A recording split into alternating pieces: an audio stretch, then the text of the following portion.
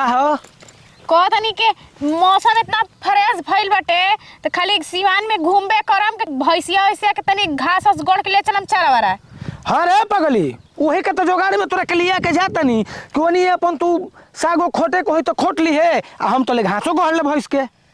अच्छा ठीक बा तो तू जा ओनी घास उस गोड़ ला हम तनी साग खोट के खा लेत हई। ए जे हां तब के जे तो चलू हम ओनी घास गोड़ तू सागो खोट ली है ओनी है ओनियो ह हाँ नहीं खे ना तो खोट जे खोट ले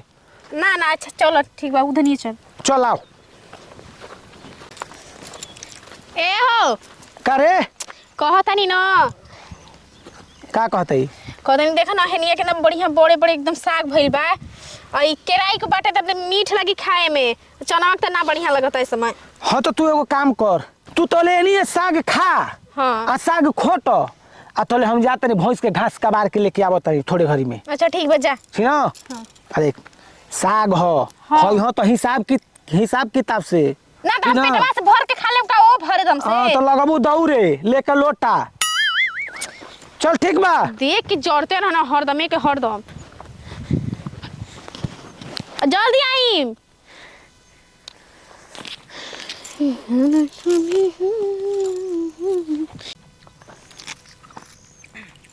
साफा बकलोल मरद मिल गइल बा एकदम से कौनो चीजिया में एकदम बक बक बक बक करते रहे ना कौनी के जाके घास वास गढ़े आवा तो अपने जगह गइलन होने हमके बैठा देना है ने अब सगवो खाए में आफत बाटे सगवो खाता नहीं तो दिन करके जलन होता कितना नहीं मन लगा था खाए में मस्त। अरे धनियो अरे मैया का के बड़ा तू के बारू तू इंसान बनी और का बनी तो हमू इंसान हई जानवर थोड़े हई दिमाग नहीं खे कैसन दिमाग दिमाग हमारे पास बहुत बटे बहुत बता तोर बुझात नहीं करे हई लतरी फुलाई के कगार पे आ गइल आ तोड़ तोड़ खात रहिते तारा का एमे शौक बाटे हेने बहरी निकल हेने आबो का हो ऊपर हाथ लगाव तू हम हाथ लगावे लागब तो दिमाग अबे फ्रेश हो जाई बुझा दे के पूरा तहार है पूरा खेतिया हवे ऐसे तोरा मिर्ची लगता त के कर ह सचा तार बता भाई बतार के ह कि हमरे ह पगलेट कहीं का बहिनावा तो बा बड़का घर के लेकिन दिमाग बा छोटका भर के तो हमरा ना पता रही अब तनी से खाए बैठ गई हम खोटबो कहाँ कनी कुछो जैसे ही दूगो पत्ता मुंह में डाल रही तब से आके टपक गई ना ससुर जे 15 दिन होखल बोले तबे से हंसुआ लगावत यस छोट कैसे यस छोट कैली सर कि इनकर कोनो कर्म बाकी नहीं खे रह गइल ना ना ना हम तो खुद ना आई ना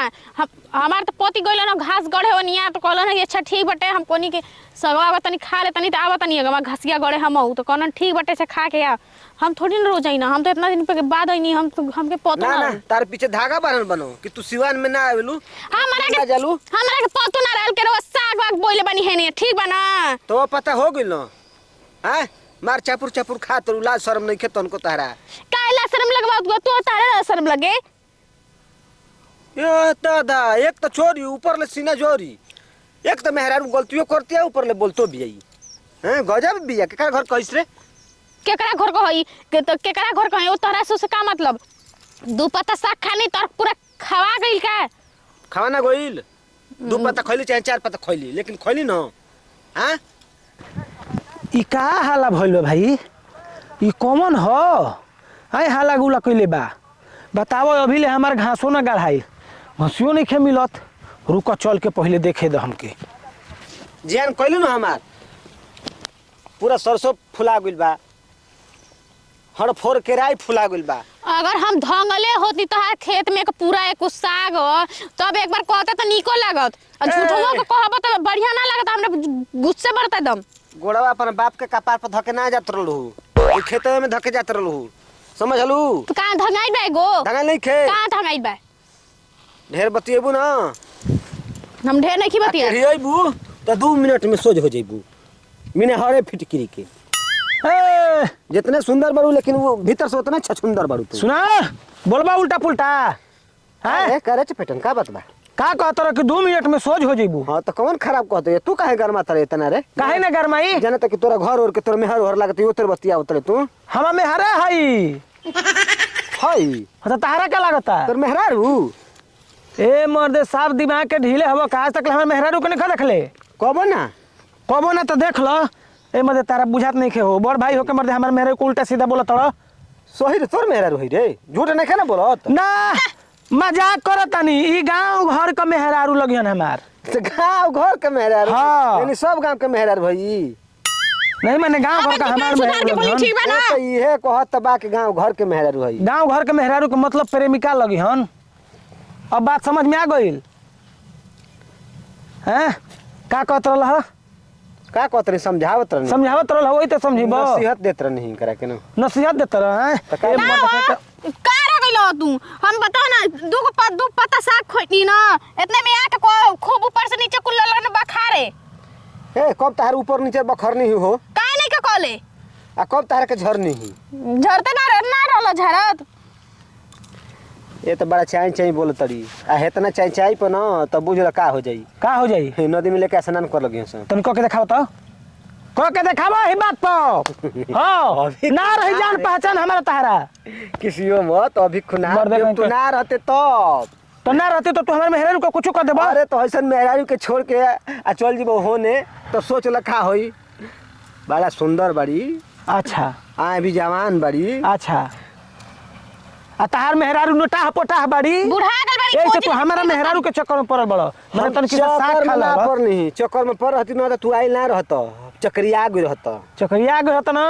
तो तोहरो के चक्रिया गो देले रहती तू हां हो कमे बोल ठीक ना तू कम समझा दे बोलो। अपना मेहरारू के तोर जना तो नहीं खे कि मैं सब कुछ फुला गल बा सरसों भी फुला गल बा एमे चलिए तो फुलना झरी तो मेहनत तनके- लागल बा बाबू तनके से खा लेलस त का हो गइल दिन भरा के टुंगली से तना बोलेलो एक बार तारा उख में ससुर एगो उख तोड़ देलही त मार डरामा करवा देलहन तोर बाबू